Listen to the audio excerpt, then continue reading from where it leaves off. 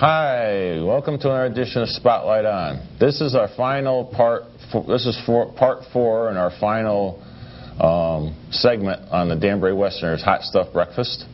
Hope you've all enjoyed the first 3 parts, which were very exciting. We have tonight's show which will be our featured speaker, who former Boston Red Sox, New York Mets, Oakland A's, Seattle Pilots, Milwaukee Brewers, California Angels player Skip Lockwood. He'll be introduced by one of the founders of the NACBL, Joseph Constantino. So that'll be on tonight's show. The Danbury Westerners have been hard at work getting things ready for baseball to come up for the summer already. They've had we just had the Chili Fest just within a week ago, and that'll be coming up. Probably be up next week.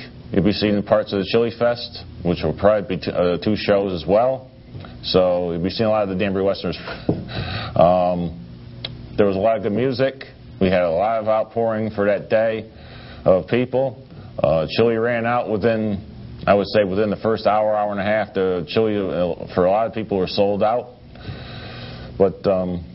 And we had a very, very good day. I mean, the weather was perfect. They had open skating and there was a lot of people out there on the ice. So it was a really good day. So we're going to get into the show. But I have to still give you their information. If you'd like to be a guest on our show, please give me at least a week's notice if you have an event that's coming up. If you'd like to come into the studio to be a guest, please you can call me at 203-417-7929 or 203-748-5456. You can also reach me at rbrough@snatnet or rbrough@gmail.com. You can also reach me at MySpace/SpotlightOn1966. The blog's not been updated in a while, but we're going to try and get it, working. And you can also reach me at Facebook.com. So that being said, we're going to get into our show with our featured speaker, Skip Lockwood. Wouldn't that be great to get that? How many years ago was that? I know we had an umpire talking about rules.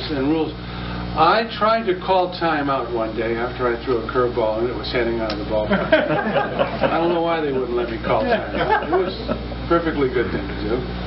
I've got a buzz. Can you hear me okay up here? Yeah. Buzz and all? I'm going to talk a little bit, but I'd really like you to ask me questions that when I talk about the things that you want. I just want to say, to begin with, the NACBL, Mario, the people that are entrusted with this league, there's a sacred trust here. You're empowered with passing a game on to young men that are going to take that mantle and bring it to the big leagues or bring it to wherever they go in business. It's a game that's simple, and it's a game that has so much history. And you're passing that on to people as they come through this team. It's not a responsibility, but what a great privilege that is, to be able to take and show young people how to play a game that we love so much. It's changed. You haven't noticed probably, but it's changed a bit. There's 2 zeros behind the number that I made on the 15th and the 30th. Maybe 3 zeros behind that number. I retired in 1980. I don't know whether retired is the right word. They took the uniform back. But I had an offer to continue. I was pitching with the Red Sox. I had an offer. The Yankees were willing to pay my salary if the Red Sox would let me pitch with them. Well, that's a long story. I had a great career. I ended up pitching 12 and a half years in the big leagues. I started in 1965 with the Kansas City A's, back when Charlie Finley had the Kansas City A's. And on that team, I don't know whether you remember, but he had signed 30 kids out of college and high school: Sal Bendo, Rick Mundy, Joe Rudy, Catfish Hunter. But there was a special person that he had on that team that came in and pitched 3 shutout innings against the Red Sox. Does anybody know who that was? Satchel Paige. Satchel Paige is the right answer. Satchel Paige was my locker mate. And I was the youngest kid in the league, and he was the oldest guy at 59. We didn't know how old Satchel was, really. But he pitched 3 shutout innings against the Red Sox that day. That was an interesting, just a quick story. When I signed, I went to the big leagues right from high school. I didn't go to college, and I didn't go to the minor leagues. I went directly to the big leagues. When I got to the big leagues that day, they had a uniform for me. I suited up, and I went out to take batting practice. And I'm taking batting practice, and the first pitch hits me. Okay. Second pitch behind me. Third pitch hits me. The guy that's pitching is Babe Dahlgren. He's the photographer for the team. He's not even on the team. So now I've gotten knocked down and hit twice. So I yelled out at him, "Hey man, what are you doing? Throw the ball over the plate." And within a half an hour of my first day in uniform, I was in a fist fight with this guy in the locker room. So that's how my career started, with a fist fight. It didn't end with a fist fight. And then the guy came over to me and he said, "Did you come from Boston?" And I said, "Yeah." He said, "I came from Boston." He said, "We got a shipment in." And he said, "The shipment went to Boston." And he said, "Then they shipped it here." It was Cleveland, where I was. And he said, "You're supposed to bring a key with you." He said, "There's a bunch of bats. We need bats. We're bringing in bats. We got a great big shipment of bats." He said, "You didn't bring the key?" And I said, "No. I'm 19. I'm shaved. I don't know. Keys? What keys? What are you talking about?" "Oh, man." He said, "You don't have the keys to the bats." He said, "You got to go tell the skipper you don't have the keys to the bats." I did. And the whole team was just going crazy. Yeah, I don't have the keys to the bats. Lasted a long time. I got a chance when I was a third baseman when I signed. And I played third base in the big leagues for a year. I really couldn't hit very well. What I didn't know is I wore contact lenses. You could see I had really thick glasses when I played. They wouldn't let me play the outfield because the glasses would set fire to my eyebrows when I was so I always play. That's when they try to make an infield out of it. But I really couldn't hit very well, and I was making a transition in the minor leagues 1 year to become a pitcher. And the Seattle Pilots, as you remember, the Seattle Pilots expanded. And it was the 68 draft. I think 68 had a draft. And I had just converted from an infielder to a pitcher. So in those days, you didn't negotiate a contract or anything. They sent you a contract, you signed it, sent it back. That's all that happened. So they sent me a contract, Seattle Pilots. I signed it. I sent it back. And I got to spring training. I had a little pep talk in the clubhouse and went out to field. Got dressed, got out to field. I went down to third base. Started at field, ground balls at third base. I was pegging them over to first base, and felt really good, actually. And then the pitching coach comes over to me. Rich Rollins was also on third base with me. He says, "Get out in the outfield, Lockwood, with the rest of the pitchers." I said to Rich Rollins, "I'm a pitcher." That's how I found out.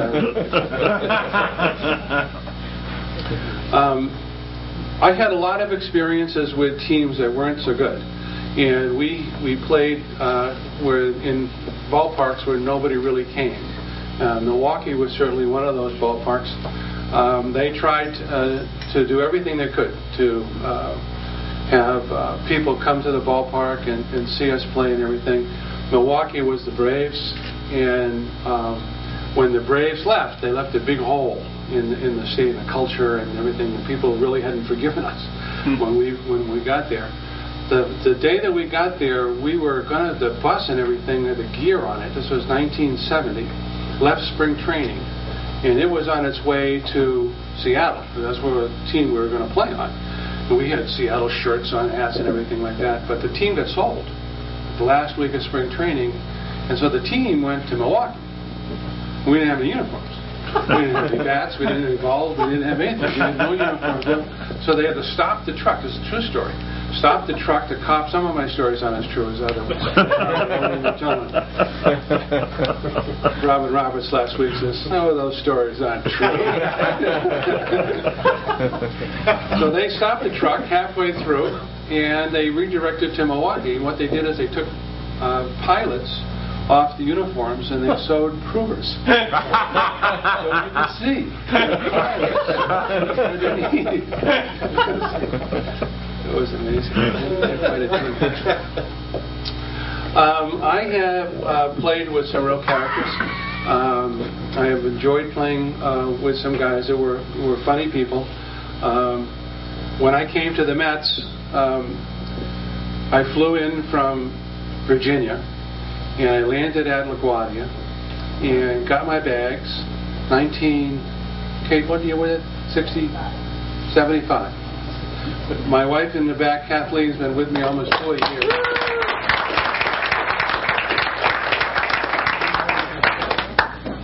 And she wrote a book.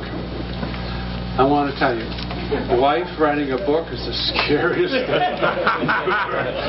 Oh, man. It's a rule book. Yeah, it's a rule book, right. But it's for sale in the back if you'd like to take good Valentine's present for those of you that don't have one right now. So I fly into LaGuardia, get my bags, cab, over to Shea Stadium. It's right next door. It's not a big ride. I get there. Herbie Norman is a clubhouse guy. Herbie says, "Oh, man, I'm so glad you're here." He said, "We got to get you in uniform." He said, "We've played the roster, and they want you in the bullpen." I just got here. He said, "Oh, get your stuff off. Come on, get your stuff." He said, get dressed and everything." He gave me the number, and I got dressed and everything. He said, "Where's the bullpen?" "Oh, yes, go out the door, take it out." He said, "Just keep on walking." Now, underneath Shea Stadium, then I got serpentine labyrinth corridor. It's hard cement and everything. Left is the visitors' bullpen. And that's where I was going. I'm going down the bullpen. I get down the bullpen. Now, I've never been in the National League before. I was always in the American League. I didn't know anybody. I didn't know them. They didn't know me. So I'm shaking hands, meeting the guys. Wrong team. I should have known, because they had different jackets on, but I wasn't. I'm a rookie. I'm shaking hands, and all of a sudden, one of those carts come up, and it's Herbie's in the cart. And he's laughing. Give me a kiss. That's the wrong team. Oh, man. You can see my first days are spent trying to doing stupid things. Anyway, I got to the bullpen. I got in the game in probably half an hour. Had to warm up, and they put me in the game. Yogi Berra was the manager. It was his last day on the job. I don't know what that coincides with my coming to the big leagues. So Jerry Grody's out on the mound, and Yogi's out there. I don't know either one of those guys. So I go out there, and Yogi says, "Hey, man, what's your name?" "I'm Skip." He said, "Chip?" No, I said, "Skip." "Okay, Chip." He said, "Listen, just throw strikes." You got a fastball, Chip?" "Yeah." "What was your throw strikes?" So he runs back in. So Grody and I stand there. We don't know each other. He says, "What do you want to do?" I said, "Well, why don't we throw some and we'll see how it goes." He said, "Okay." So he goes back. He gives me fastball. I get the first guy to pop up. Another fastball. Get the second guy to hit a ground ball. Third guy comes up. He gives me this. And I call him out. I said, "What's that?" He said, "It's a curveball." I said, "I don't have a curveball." "You don't have any kind of curveball?" "Well," I said, "Yeah," but I said, I don't want to throw it now." He said, "Okay, that'll be twice as fast then from now on."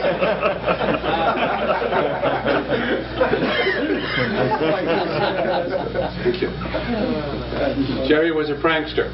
We were going into Pittsburgh, and I couldn't even spell Pittsburgh. I'd never seen the ballpark. I don't know the players. And we were going into Pittsburgh, and Jerry says to me, if you face Stargell tomorrow, he said, I want you to knock him down. So I said, okay. So I get in the game the next day, and it's the 8th inning. I get out of the 8th inning okay. Here comes the 9th inning along. Stargell's coming up, and I remember, he gives me the sign, knock him down. It's a big dude, man.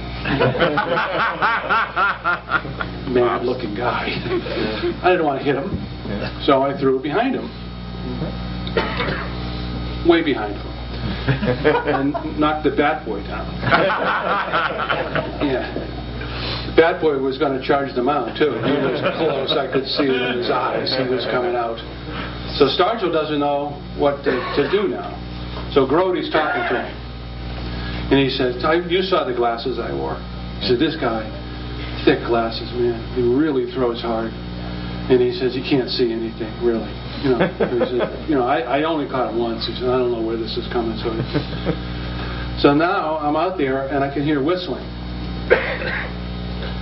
And Stargell says, well, what are you doing? He said, well, you can't see the sign. So he's got a little code. I'm whistling some signals to him. So the whistling stops. I don't know what to do now. I'm all confused. Grody comes out in front of the mound, and he takes his mask off. And he says, this guy's left-handed.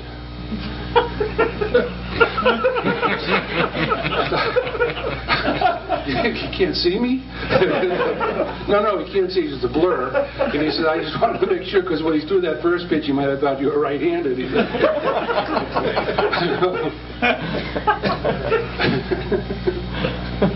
Anyway, every time I saw Willie from then on, he'd come over to look at my glasses and go, ooh.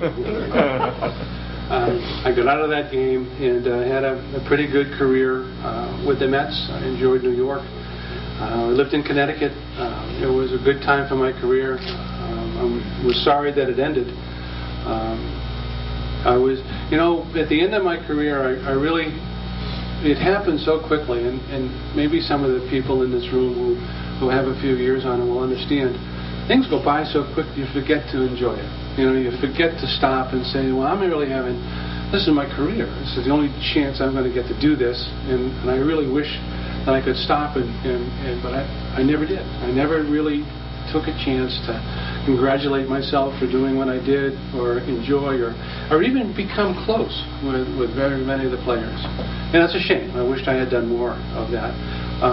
This old friend of mine here, Joe Constantino, has been around for so many years, and I love him, and I haven't lost connections with Joe until very recently, and he asked me to do a couple things for the NECBL, and it's a privilege to reconnect with a fellow that I was close with before. I hope you realize that you've got some great people leading this league.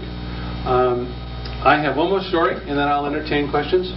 I came to the Red Sox, and Carlton Fisk was there's two teams in New England. There's a couple teams in New York, and there's another team in Boston. I don't know whether you know it. They do. They have a team there. They play at Fenway. Pretty good team sometimes.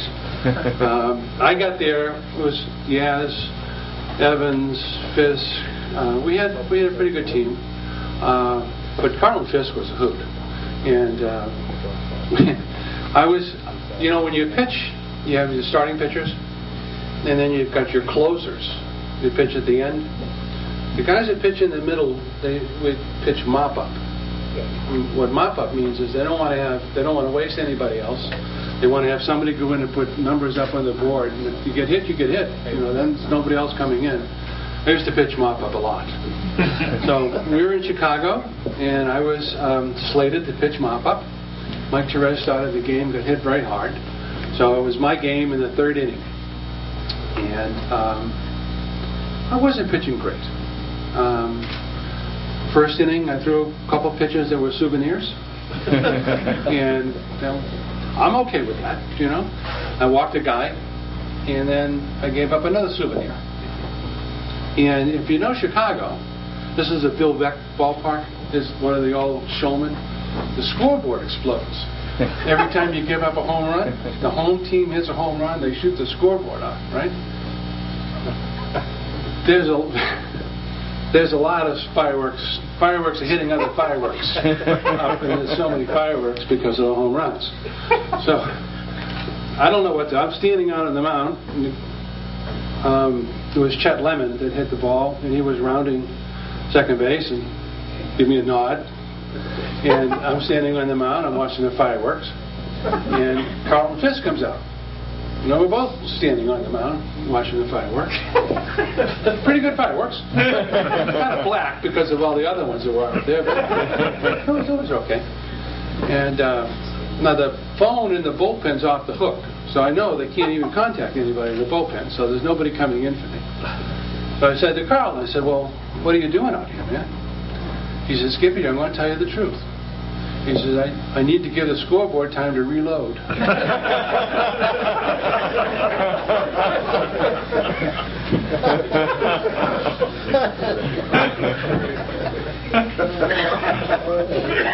I had a lot of fun. Played a lot of years.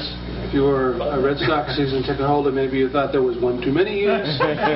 But I got a lot of enjoyment out of it. I'm happy to entertain any questions. Try to answer anything that you have, any ideas that you have. Who was the best hitter that you faced that was really tough for you to get out? Every team had great hitters, and I had trouble with, probably 6 guys on the team I can get out. And there's a couple I couldn't. So you try to get them up to bat when there's nobody on base. I had trouble with a lot of right-handed batters. And you wouldn't think that I had trouble with right because it'd be natural I'd have trouble with left-handed batters, but my ball popped a little bit, and most left-handed batters, at least when I played, were low ball hitters. So I had a high fastball that used to ride a little bit, and I could get the lefties out. Man, I had trouble with Harmon Killebrew. Harmon Killebrew had a strike zone that was about that big in its crouch. He was always angry. Except when he saw me. Every team had, guys like Reggie Jackson, big swingers, hard swingers. I could get Reggie out. When I first came to the major leagues, I had a chance to face Hank Aaron and a couple of guys like that on the Braves. Big swingers, guys like that, I could get them. Punch and Judy, Pete Rose. I could not get him out. He just punch it the other way or slap it. God, it'd make me mad. So I'd throw over and try to hit him when he was on first base. Or better, when he got to second base, if he stopped, then I'd try to hit him again, second base, tell him it was a pickoff play. Nobody's around, Skip. I just thought I'd hit you anyway, man. There was another? Yes. You were part of 1969, you played for the Seattle Pilots, and that was documented in Jim Bouton's book. So I have 2 questions. Did you know Bouton was writing a book while you were up there? And what was it like having Sal Magli as a pitching coach? I don't remember Sal Magli, so maybe he wasn't such a good pitching coach. We didn't know Bouton was writing the book. And I don't think anybody anticipated that a tell-all book about the inside of the locker room in baseball. Oh boy, that's bad stuff. And I didn't know I was going to be in it. The whole spring training, the team was calling me Steven. So they would, whenever I do my running or they put me in everything, my name would have been Steven. So they didn't even know who my name was. So I was running with Bouton once in the outfield, and I said, I don't think I'm going to make the team. He said, how come? I said, they don't have my name right. He said, you're probably right. He heard a bunch of guys because it was the first book that came out, and I think that he heard some marriages and some careers by some of the things he said. He made a nickel. I think he came out with a sequel to it and all of that. People writing books is wonderful experience.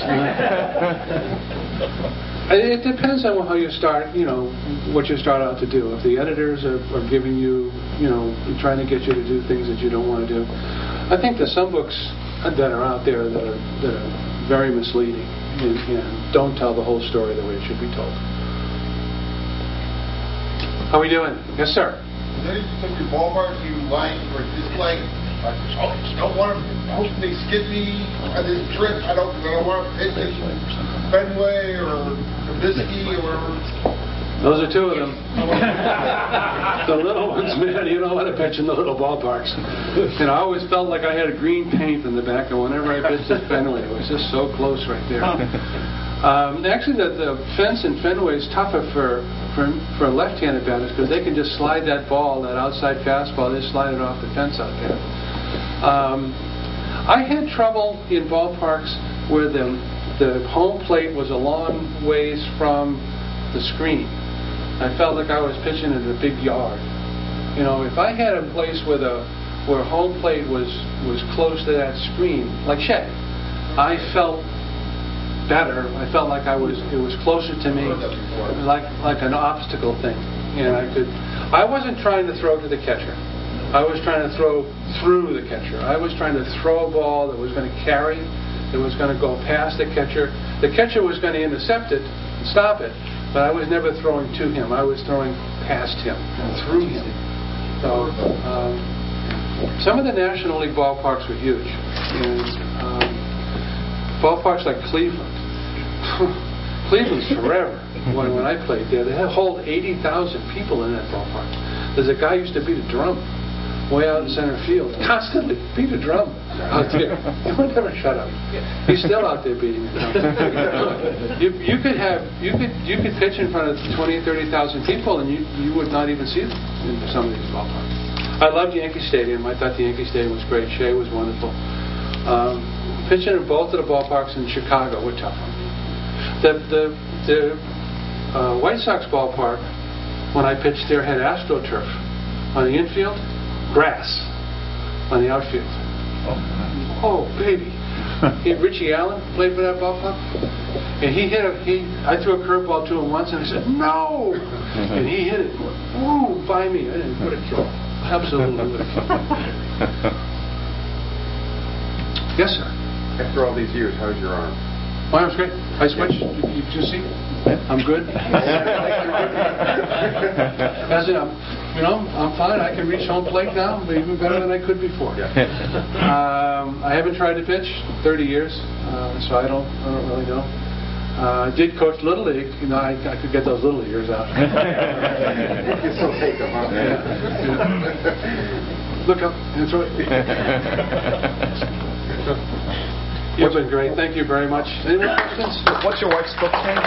Kathy's book is called Major League Bride, and she's got a couple in the back if you'd like.